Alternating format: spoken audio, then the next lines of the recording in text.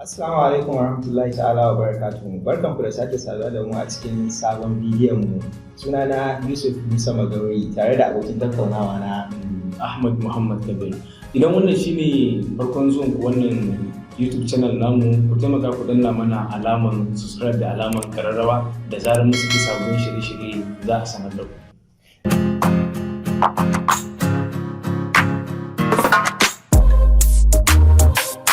Bidiyon mu na yau yana magana ne akan cin amana.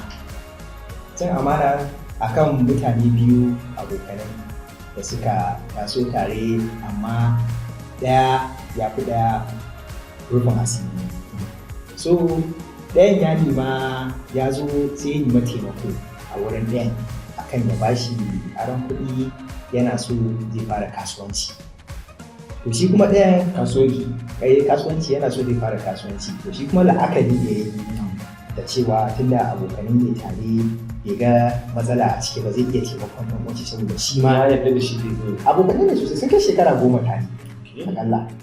So sai ce ba matsala nawa yake so, sai ce mai yana so da Allah ya bashi aran miliyan 4 ba karamin kuɗi ba ne, miliyan 4. So da ya nemi aran miliyan 4 a hannun abokin shi ya ce mai, sai abokin sai ya ce mai oke to zai biya shi a cikin shekara ɗayan Allah ya yarda miliyan 4 saboda yana so kasuwanci da dai in Allah ya taimaka a cikin shekara ta zai biya shi. Sai ba shi aron wannan kuɗin.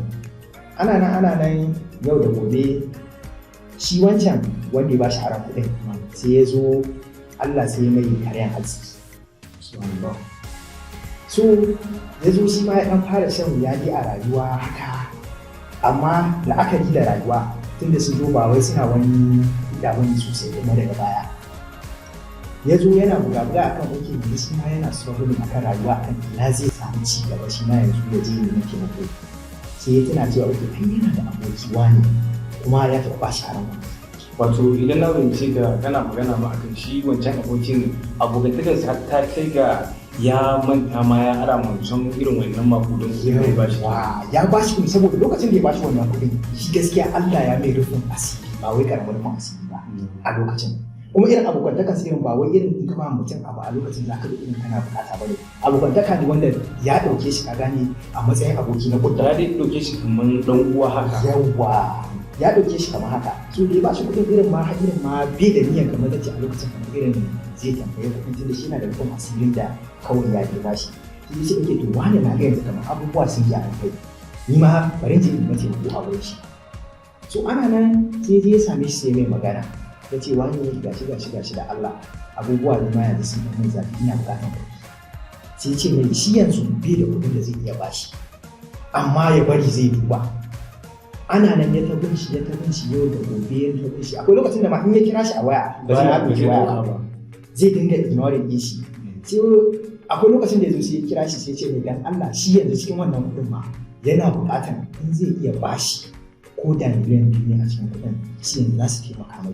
Ya yafe mai miliyan 2. Ya ba yafe mai miliyan 2. To kaga in ba abokantaka na kudda ba kuma da irin matsalar da yake ciki ba wanda zai iya baka aron kuɗi ya zo ya ce ka bashi rabin kuɗin. Gaskiya babu a dai wannan zamanin da yau akan same su amma ba su da wani yawa gaskiya. Shi la'akari da matsalar da yake ciki. Shi kuma wancan da ya ga a'a oke to tun ya ce miliyan 2 da sai ya ce ai shi bai da miliyan 2 da zai bashi amma in ya yarda shi yana da miliyan 1 da zai iya bashi in ya yaba su. Haka ma shi ko da ya la'akari ya ga to yanzu kuma inda zai je ya samu wani kuɗi saboda shi yanzu miliyan 1 na a wurin shi yadda ka san miliyan 10. Sai ya ce mai to shi kenan ya turo a kan namba ya tura ni a kan namba. Shi kuma da ya tashi shi abokin da ya tashi tura mai wannan kuɗin da Allah ya tashi kama shi sai ya tura mai instead of ya tura mai miliyan 1 sai ya mistake sai ya ƙara 0 ya tura miliyan 10. Miliyan 10 ya tura mai. Kaga Allah ba a zalimin kowa ba. Miliyan 1 tura miliyan 10. Daga miliyan 1 instead of tun da kasan 0 yana iya sa shi ya canza ya koma miliyan 10. Allah ba a zalimin kowa ba ne. So shi da ya tashi da safe sai ya ko da ya ga miss call sun wayar shi ya ga miss call sun kai miss call sun kai miss call.